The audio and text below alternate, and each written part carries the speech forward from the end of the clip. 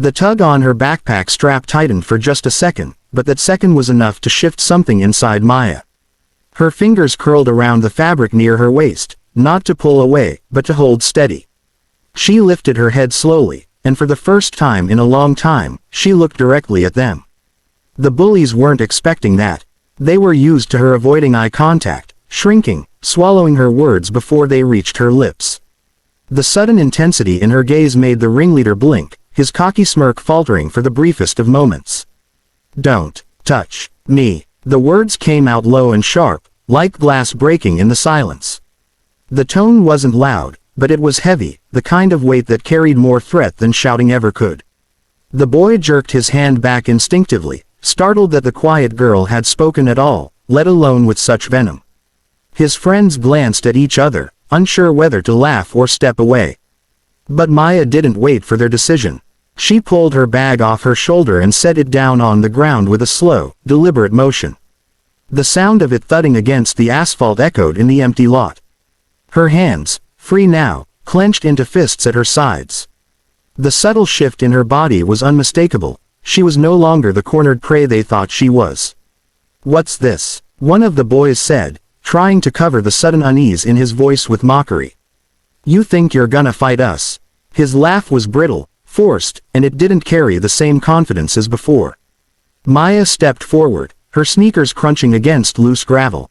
The motion was small, but it made the circle bend backward.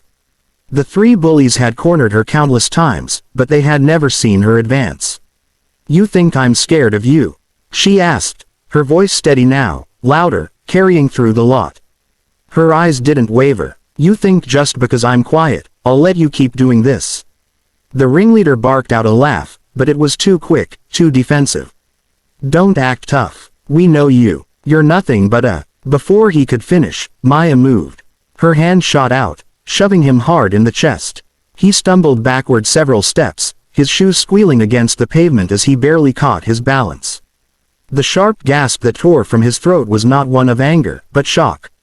He hadn't expected her to touch him, to fight back, to make him feel the sting of her strength. The other two froze, their eyes wide. They had been leaning forward, ready to enjoy the spectacle of someone else's pain, but now they were standing face to face with something unfamiliar. The quiet girl was no longer standing still, she was burning, and the heat of her rage was undeniable. "Try me again," Maya said, her voice vibrating with fury. "I dare you." For a moment, no one moved. The ringleader's cheeks flushed red, not with anger but embarrassment. He had been shoved in front of his friends, and worse, by the girl he thought could never fight back.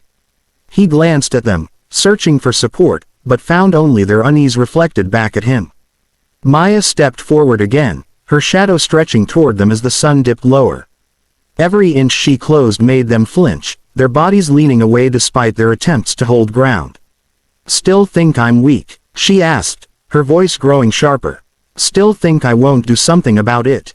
The second bully tried to laugh it off, but his voice cracked halfway through. "See, come on, we were just messing around. Don't take it so seriously."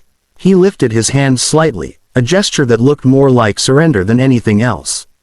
Maya's jaw tightened. For years, their words had followed her through hallways, their laughter had rung in her ears long after school ended.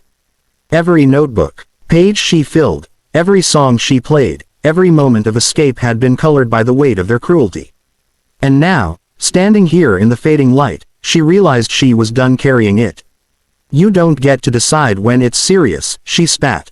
"Not anymore." Her voice rose with those last words, echoing louder than she thought possible, startling even herself. The bullies all took a step back this time, not coordinated, not planned, just pure instinct. Their confidence had cracked. The mocking smiles were gone, replaced with wide eyes and tight lips. The ringleader tried one last time to salvage control. "You think this changes anything? You're still." But when Maya took another step forward, he broke. His bravado melted into fear, his words tripping over themselves as he stammered. "Look, just chill, okay? We were only joking." Her lips curled into something that wasn't quite a smile. It was sharper than that, colder, as though she finally understood the power she had been giving away all along. She didn't lift her fists, She didn't scream, but her presence alone was enough to make them falter. For the first time, Maya wasn't the one shrinking. She was the storm they hadn't seen coming, and with each breath, her rage grew steadier, more controlled.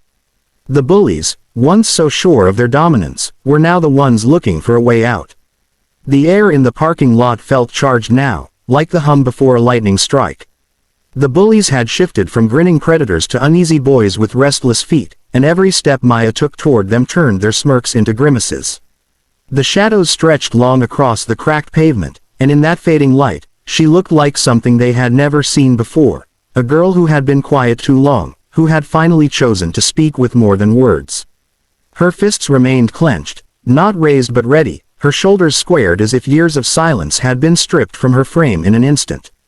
She wasn't trembling anymore. Every move she made carried weight, each one forcing them backward, until they were the ones brushing against the bumpers of parked cars.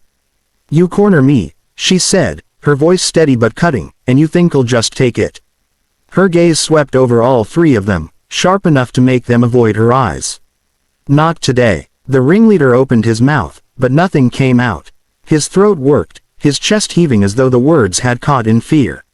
For the first time, he wasn't in control, and he knew it. His friends darted glances at each other, the kind of panic looks predators make when they realize they've stumbled into danger instead of prey. Maya didn't scream, didn't lunge, didn't need to. Her presence, her rage, was enough to tear down their false bravado. She stepped closer, and the scrape of her shoes on gravel made them flinch as though it were thunder. "You call me a mouse?"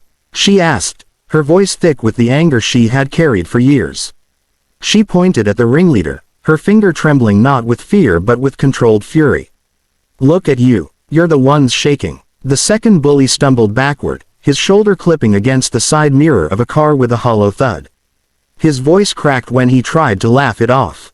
We didn't mean anything by it, okay? Just messing around, that's all. Messing around." Maya's voice rose sharply, echoing across the lot. She took another step forward, and all three of them scrambled a step back.